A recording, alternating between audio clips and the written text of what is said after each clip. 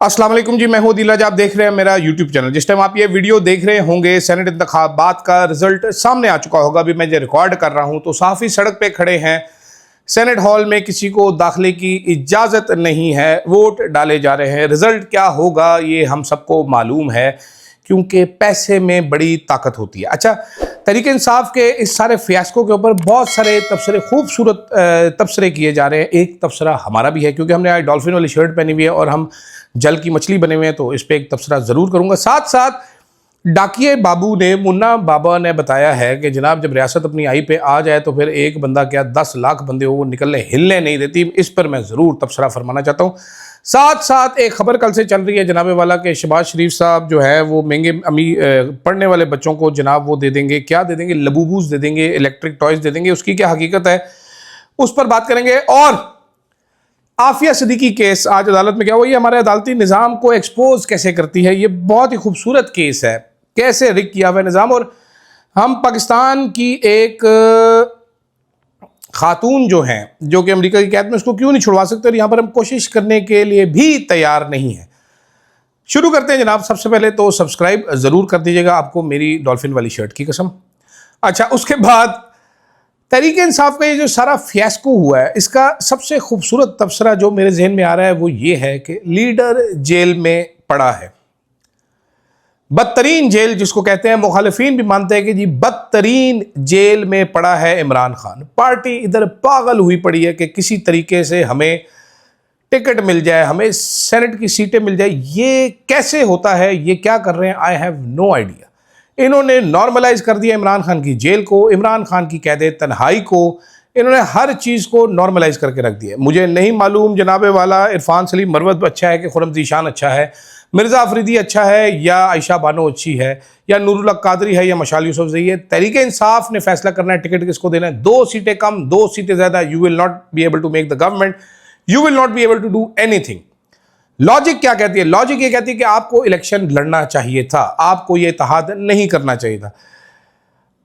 हुआ क्या है? इत्तेहाद हुआ है। लॉजिक क्या कहती है? लॉजिक ये कहती है कि जिन कुव्वतों ने आपके लीडर को बदतरीन कैद तन्हाई में डाल रखा है, आपको उनके सामने सरेंडर नहीं करना चाहिए था। हुआ क्या? आपने सरेंडर किया है।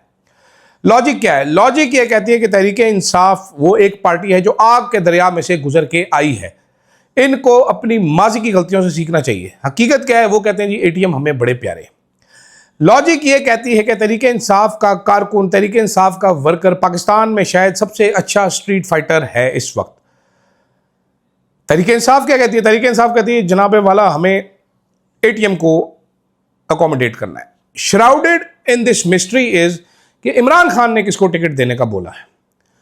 इमरान खान जिसको भी टिकट देने का बोले, वो क्यों बोलेंगे? वो इसलिए बोलेंगे उनके पास half cooked, half bake, very limited information है।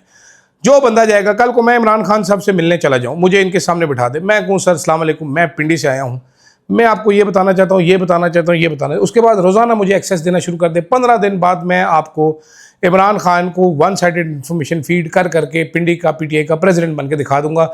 महीने बाद मैं शायद पंजाब का प्रेसिडेंट बन जाऊँ। आप लोग ये समझ नहीं पा रहे, ये कारकुनान को जो गोली दी जा रही है कि जनाब इमरान खान ने भेजे नाम। इमरान खान से नाम लेने कौन गया? जिसको आधी पार्टी नहीं मानती कि ये हमारा है, और सबको पता है ये नहीं है। तो यहां पर गंडापुर साहब का खेल हो जाता है समाप्त, खत्म। इससे आगे गंडापुर साहब is serving at the players of the power that be not Imran Khan. मेरी ये तज्जिया है। आगे देखते हैं क्या होता है। रिजल्ट आप देख लीजिए, रिजल्ट पे मैं तबसरा नहीं करना चाहता। खैर, जनाबे वाला, हजूर वाला, मुन्ना भाई, हमारे प्यारे दोस्त मुन्ना भाई, the best of the best, जो दुनिया के सबसे बाखबर सहाफ़ी हैं, जनाबे वाला, उन्होंने ये बताया है कि, क्या बताया, एक सेकेंड हम ज़रा लोडिंग कर लें इसकी। उन्होंने कहा जी जब रियासत अपनी आई पर आ जाए तो 10,000 के 1 लाख लोग भी ले आए तो अगले नहीं निकलने देते। अच्छा, ये इस तरह के ये सहाफ़त नहीं है।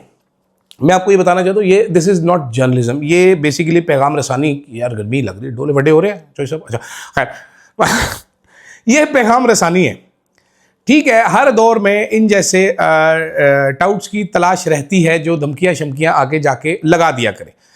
प्रॉब्लम क्या है?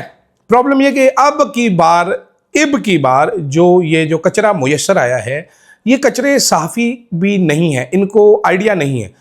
सटल मैसेजिंग इस्टेब्लिशमेंट दुनिया की हर कोई करती है, दूसरे ममालिक के साथ की जाती है, जर्नलिस्टों को यूज़ किया जाता है।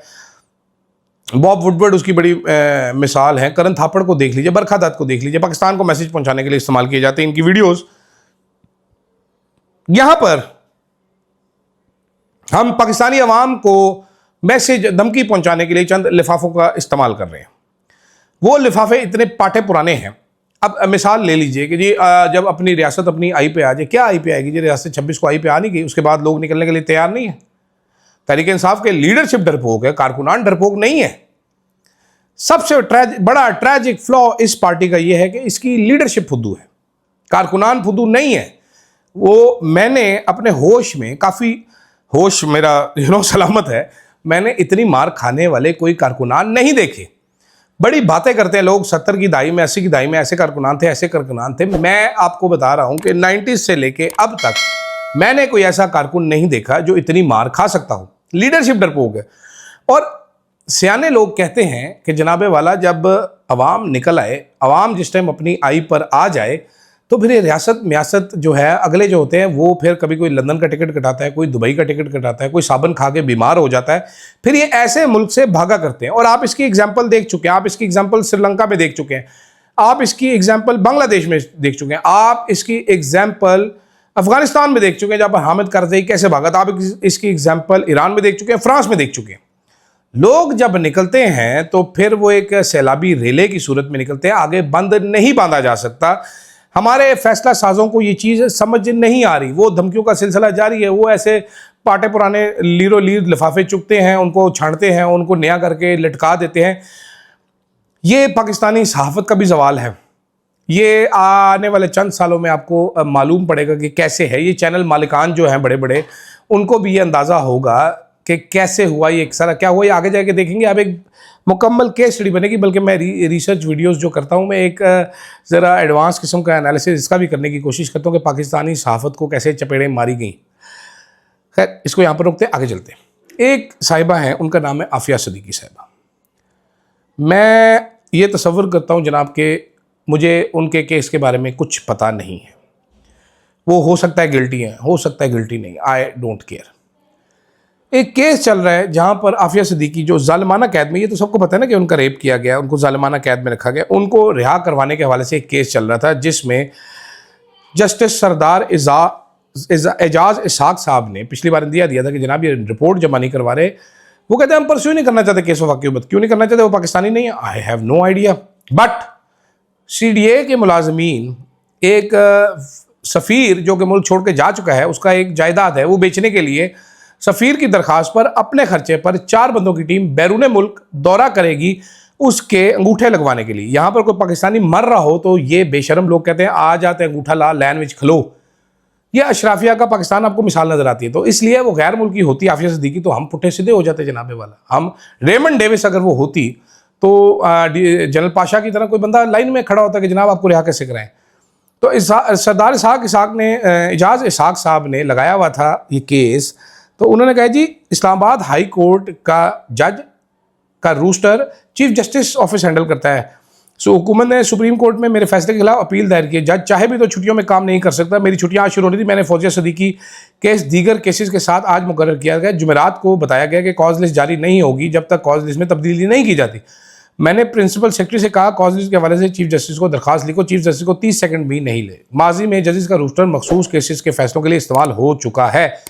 आफिया सिद्दीकी, फौजिया सिद्दीकी पाकिस्तान की बेटी है। अपील सुप्रीम कोर्ट में मुकर्रर है। जज छुट्टी के दिन अदालत में इंसाफ मुहैया करने के लिए बैठना चाहता है, लेकिन एडमिनिस्ट्रेटिव पावर को जुडिशल पावर के लिए इस्तेमाल किया गया है। मैं इंसाफ की शिकस्त का सामना नहीं करूंगा।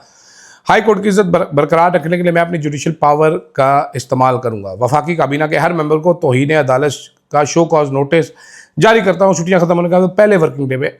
चक्कर क्या है जी?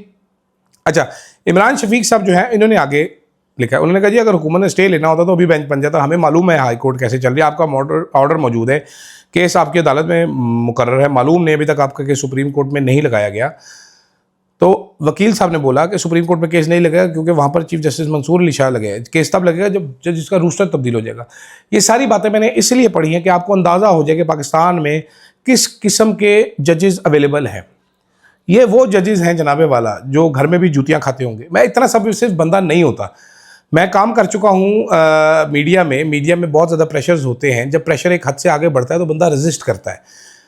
जज जो होता है वो रेजिस्ट करने के लिए ही जज बनता है कि वो प्रेशर्स को रेजिस्ट कर सके। ये इतने फुदू जजेस हैं, मुझे मालूम है कि ये घर में मार खाते होंगे, चमाटे खाते होंगे।